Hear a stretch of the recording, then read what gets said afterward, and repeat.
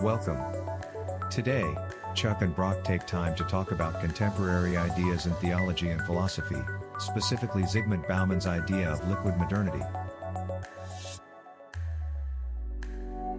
My friend, I've clicked the clicker, and at the tail end of a discussion about the football playoffs, the end of the season here. And I know that's not our typical philosophy or theology, but I think there might be an interesting tie-in. And Chuck, of course, I didn't think to get it. I should have. But you were talking a lot about how the Green Bay Packers had to make a transition throughout the years as the league changed, and how they did how they did take steps, how they did work to inculcate a culture, and how they might have to do it again, given where they are at this stage in the franchise's history. And I just wondered, speaking or thinking philosophically and theologically, and tonight's just opinion.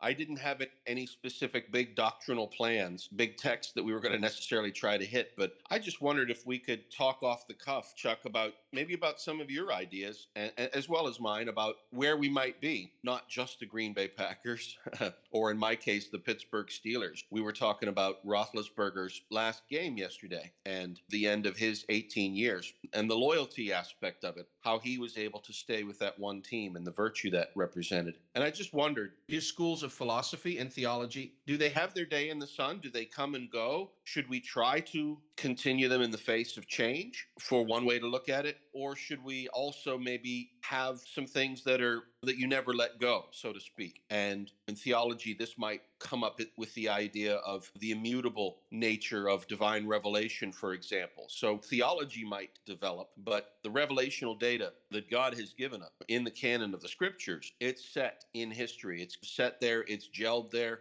it's immutable to some degree, and it looks to be with divine purpose and intention. And so just throwing the doors open wide, Chuck, and not maybe asking to constrain you to a particular area here, how close does the football analogy maybe play out when you're thinking about things like schools of philosophical thought or theology, or even if we dare put it in society? There's no doubt, for example, that American society is really changing in the days that we live in. And what might be some continuities or some discontinuities that you've been thinking about?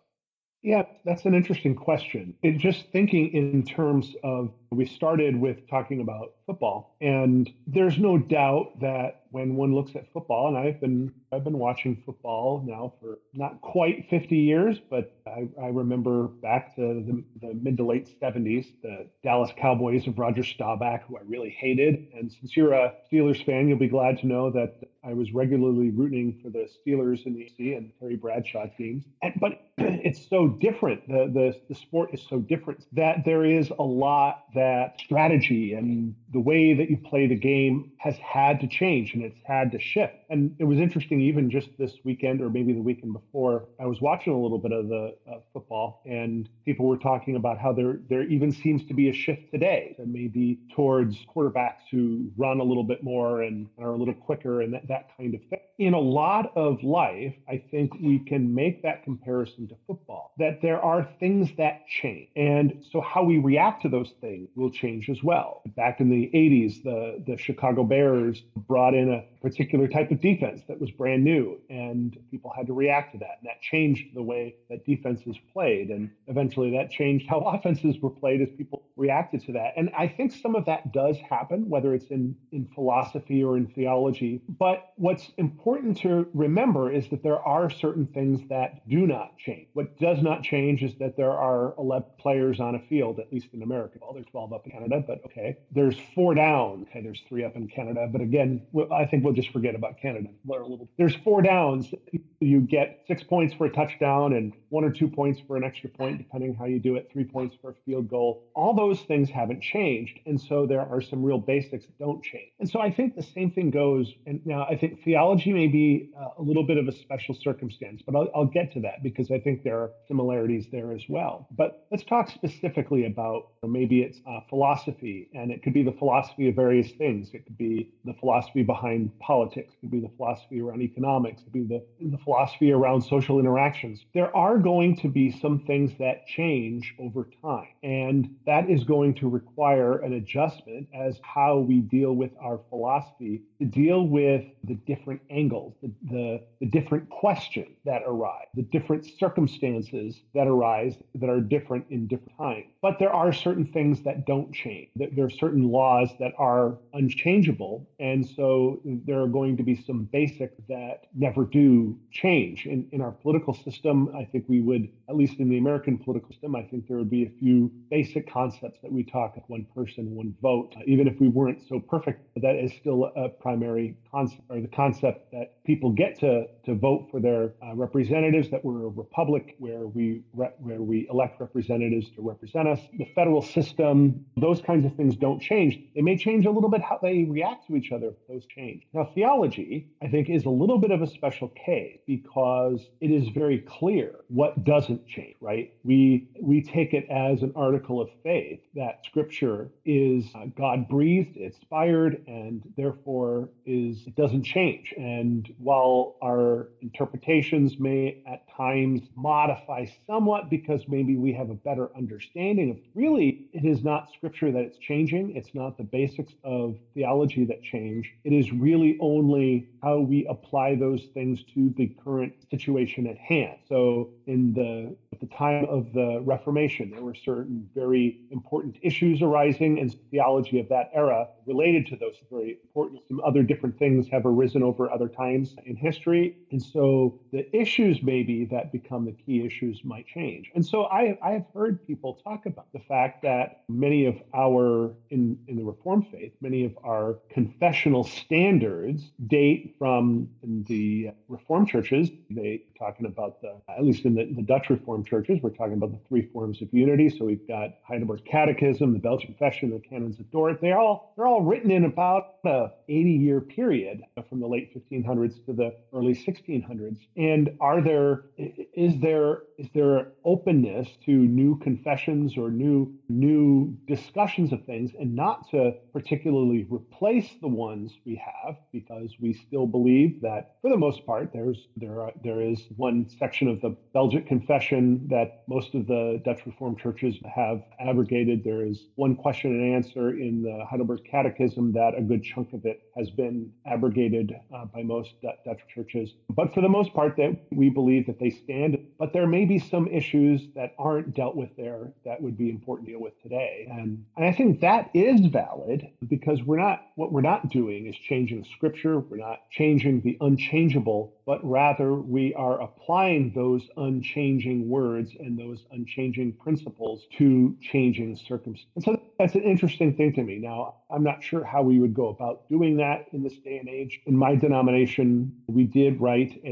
don't consider it a confessional standard, but we did write a statement called "Our World Belongs to God," which we use, but it was only our denomination. We can't really expect all the other Reformed denominations to automatically pick up on it. And unfortunately, we Reformed people aren't so good at cooperating. So if we were to all get together and try to create another one, I'm not sure how well that would go. People would say, I don't know, why should we join you to do this? Should we join you to do it? And maybe we should be, maybe we haven't. But yeah, so it is an interesting to think about. Now, I know I've gone on and on a little bit, so I'm interested in your take on it as well, coming from your side of the Reformed world as well.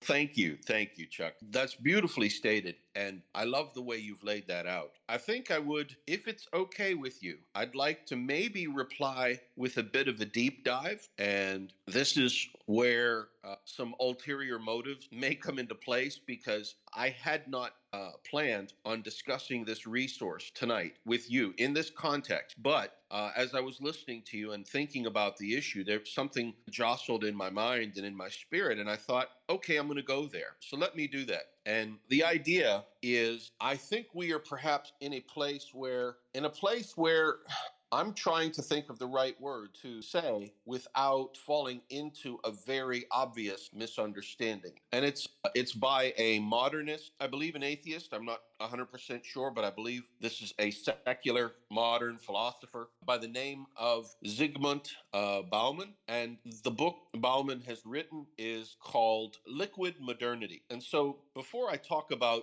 a Christian path, I want to first maybe consider this particular path that Bauman is describing. And I find it very apt for the kinds of interactions I've had in my lifetime. So you talked about confessions and creeds, and you've talked about the immutable aspect of divine revelation, and even the truths that persist, that we want to persist in theology. That's, after all, what the creed and the confessions are meant to be at their best. They're meant to be these systematic summaries of the main themes and doctrinal emphases in the Holy Scriptures. And there's meant to be a permanence to them, there's meant to be a timelessness to them, and there's meant to be a maturity to them. And I just want to just contrast this with this idea that Bauman brings up. And so let me just read a little bit from his foreword. And he describes this liquid modernity as this form of life currently practiced. And he wants to unpack the meaning of the metaphor of liquidity. And so he wants to call this the liquid modern human condition.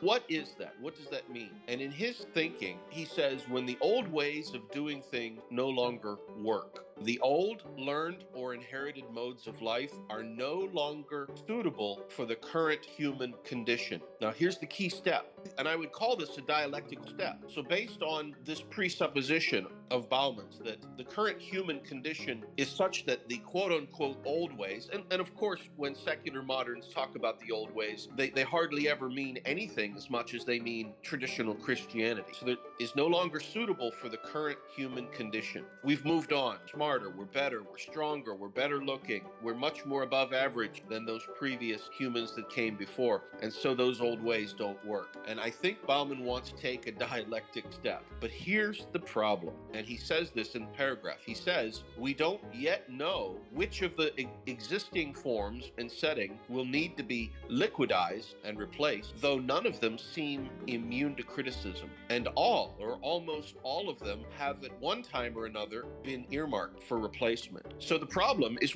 we don't know where to chuck if a dialect step involves you standing where you are, and then you reach out with your foot to take a new step, but you have nowhere to place your foot. That's clearly a difficulty. And Bauman continues articulating this. He says, we don't have a clear image of a destination toward which we seem to be moving, which he thinks needs to be a model of global society, a global economy, a global politic, a global jurisdiction. And so he's talking about taking a step from an outmoded way of life to something new and modern. But here's the problem. He doesn't know where to place foot. How can you take the dialectic step when you don't know where the foot must go? Now, he's going to have an answer to this, but I just wanted to throw that out, especially contrast that with the image that Christianity's critics perhaps have of it as, I would say, maybe perhaps almost caricatured idea of Christian theology.